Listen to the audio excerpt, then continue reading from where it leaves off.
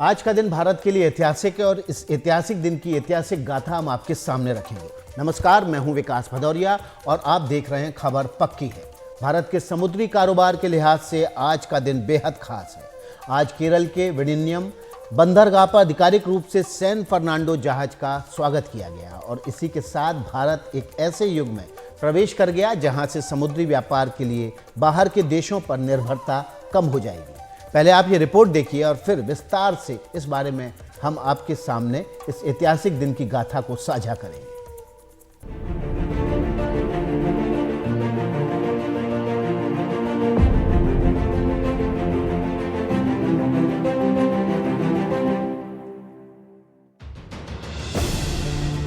केरल के विडिन्यम बंदरगाह पर जब जहाज सैन फर्नांडो का स्वागत हुआ तो ये देश के लिए एक खास क्षण था।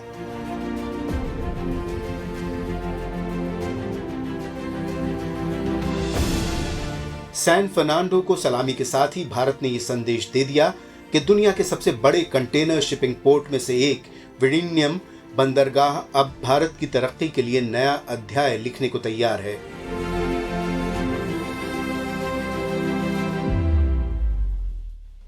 आज हम आपको आसान शब्दों में बताएंगे कि पोर्ट या बंदरगाह कैसे किसी देश की अर्थव्यवस्था को रफ्तार दे सकते हैं।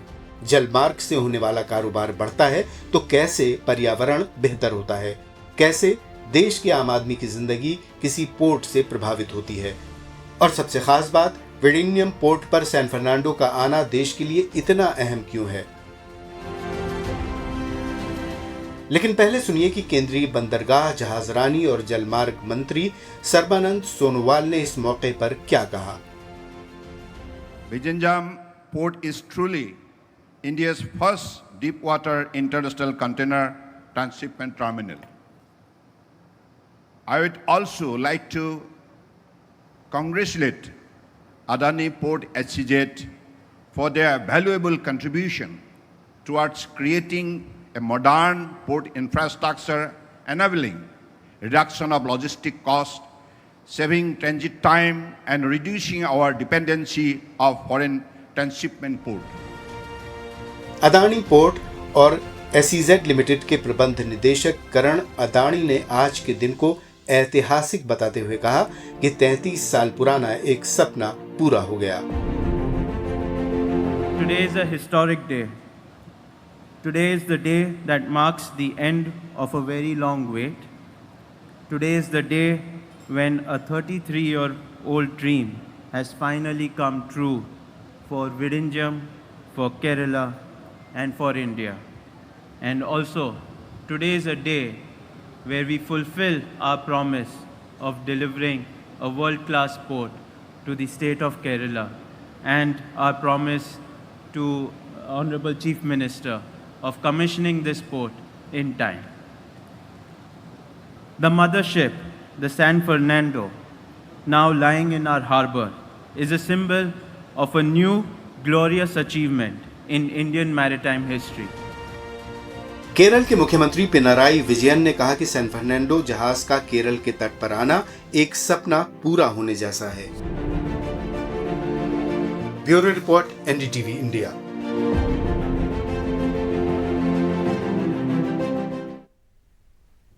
अभी तक समुद्री व्यापार में होता क्या था? होता ये आया था कि समुद्री व्यापार में भारत को अपना समय और पैसा दोनों ही ज्यादा खर्च करना पड़ता था। ऐसा इसलिए क्योंकि हमारे पास ऐसे पोर्ट नहीं थे जहां बड़े इंटरनेशनल जहाज पहुंच सके। इसकी वजह से हमें दूसरे देशों के बंदरगाह का सहारा लेना पड़ता था। लेकिन केरल का ये पोर्ट हर लिहाज से क्रांतिकारी साबित होगा।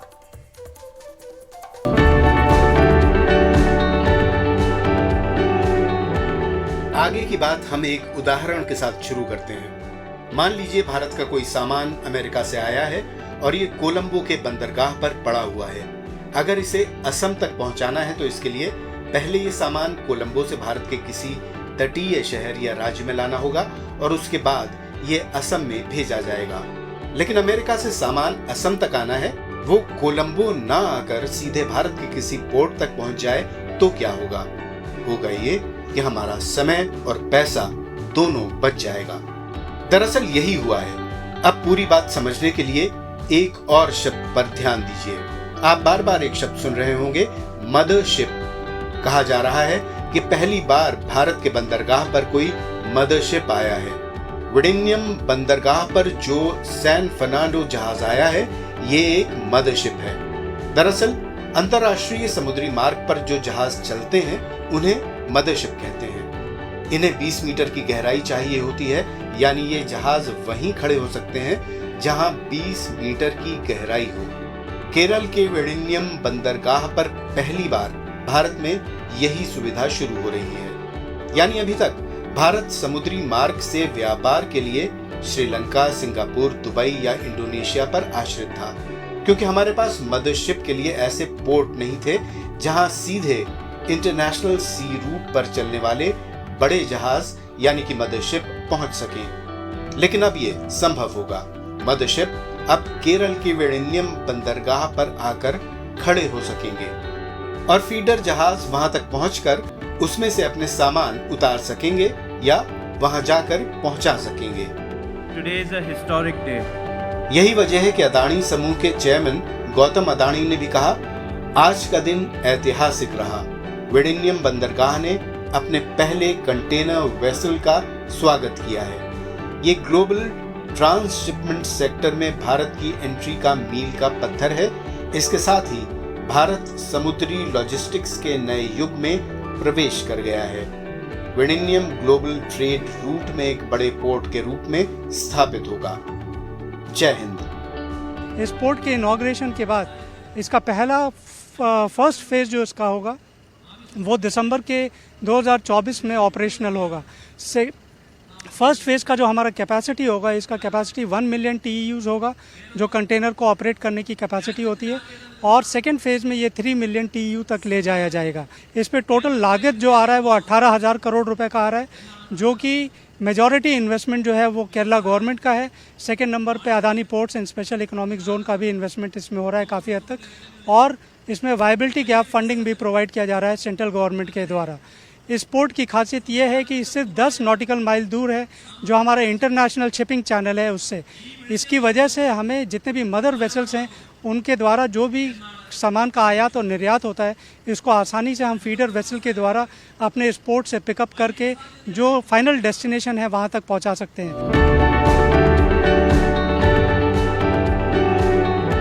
Bureau report, NDTV India.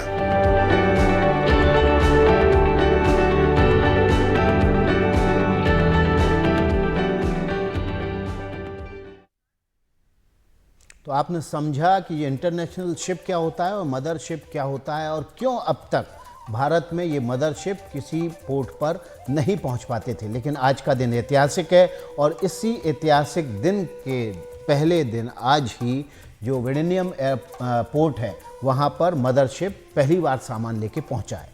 Port का देश के लिए क्या महत्व होता है ये आमतौर पर लोगों को नहीं पता होता।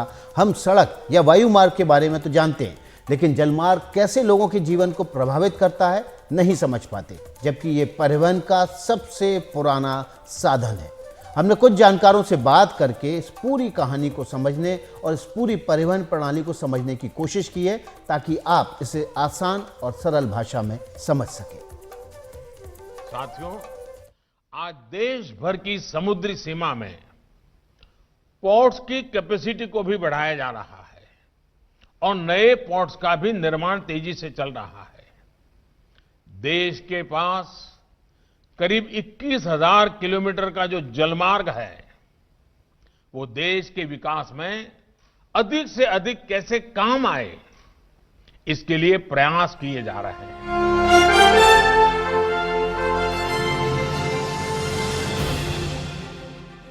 भारत की समुद्री सीमा ऐसी है कि देश में जलमार्ग के रास्ते कारोबार बढ़ेगा तो देश आगे बढ़ेगा। बंदरगाह के 3 बहुत महत्वपूर्ण कार्य है। पहला तो वैश्विक व्यापार का प्रवेश द्वार है। दूसरा एक बहुत बड़ा लॉजिस्टिक्स हब है जो अलग-अलग तरह के लॉजिस्टिक्स के लिए बीच की कड़ी का काम करता है। और तीसरा, बंदरगाह का किसी भी देश के लिए बहुत स्ट्रेटेजिक इंपॉर्टेंस है सप्लाई सिक्योरिटी इंश्योर करने के लिए। आगे बढ़ने से पहले आपको बताते हैं कि केरल का विडिनियम पोर्ट क्यों खास है। ये देश का पहला सेमी ऑटोमेटिक बंदरगाह है, दुनिया के सबसे ग्रीन पोर्ट्स में से एक है। इसके निर्माण में 8,867 करोड़ रुपए का खर्च हुआ है। 800 मीटर का कंटेनर बर्थ तैयार है, जबकि 1.7 किलोमीटर का अप्रोच रोड भी है। विडिनियम पोर्ट के पहले चरण का काम इस साल के दिसंबर तक पूरा करने का लक्ष्य रखा गया था, लेकिन इसे तय समय से पहले ही पूरा कर लिया गया। Bureau report, NDTV India. तो दुनिया में जो सभ्यताओं का विकास हुआ उसमें पोर्ट का एक बहुत बड़ा रोल रहा। हमेशा जो है एक सभ्यता दूसरे देशों में व्यापार के लिए जल मार्ग से ही आती जाती रही। दुनिया के कई बड़े और महान देशों की खोज समुद्री रास्ते पर ही चलकर ही हुई। भारत इनमें से एक ही है। आज केरल के जिस विडिनियम पोर्ट की बात हो रही है वो भी ऐतिहासिक है। ये रिपोर्ट देखिए और समझिए कि आखिर भारत के पोर्ट हिस्ट्री में आज का दिन क्यों ऐतिहासिक है।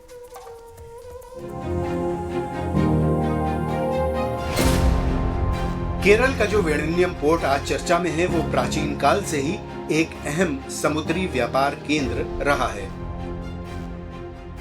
विडिनियम त्रावणकोर साम्राज्य के लिए एक प्रमुख बंदरगाह के रूप में काम करता था।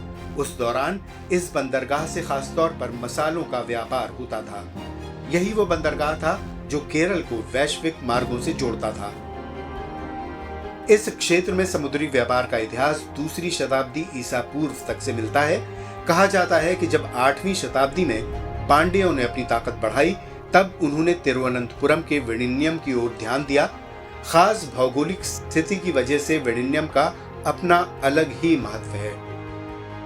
इस बंदरगाह की लोकेशन की वजह से इसने प्राचीन समय से ही केरल के साथ ग्रीक, रोमन, अरब और चीनी सभ्यताओं के बीच सांस्कृतिक और आर्थिक सेतु का काम किया। इसकी वजह से ही इस क्षेत्र की संस्कृति, खान-पान और वास्तुकला पर भी फर्क पड़ा।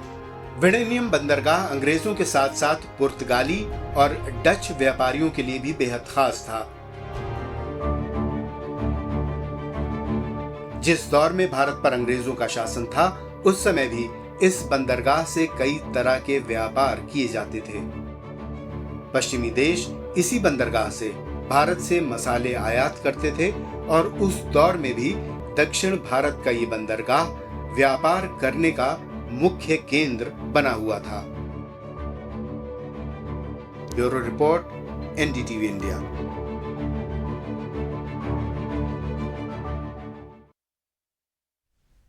अभी छोटा सा ब्रेक लेंगे और ब्रेक के बाद आपको बताएंगे इस ऐतिहासिक दिन की ऐतिहासिक गाथा के hero.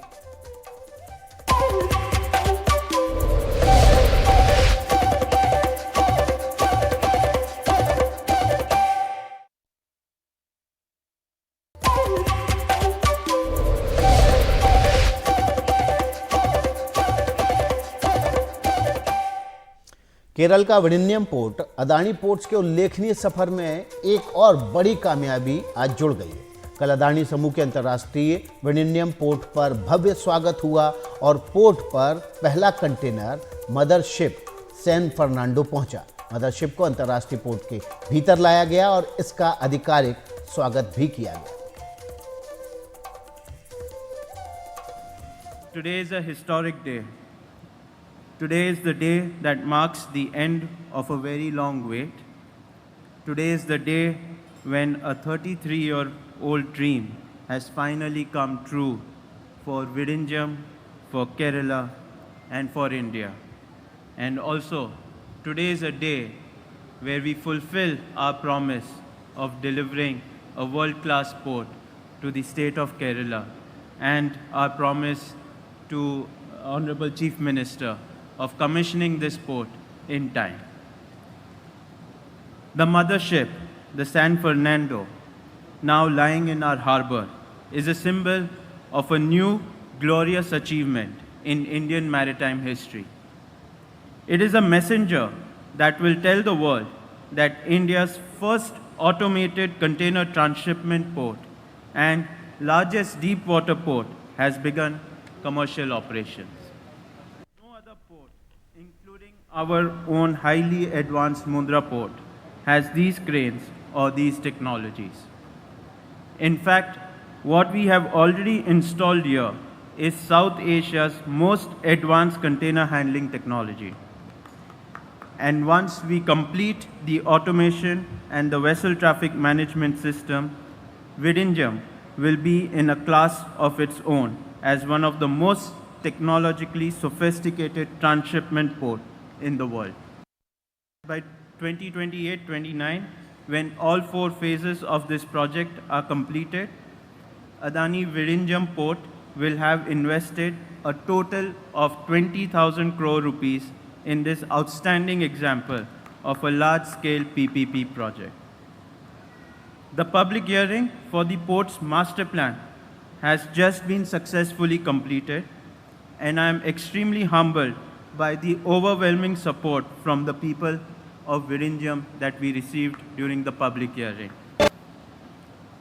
I am delighted to announce that as soon as we receive the environment clearance and other regulatory approvals, the Adani Group will begin work immediately on the port's remaining phases, and I am very confident that this could begin as early as October of this year.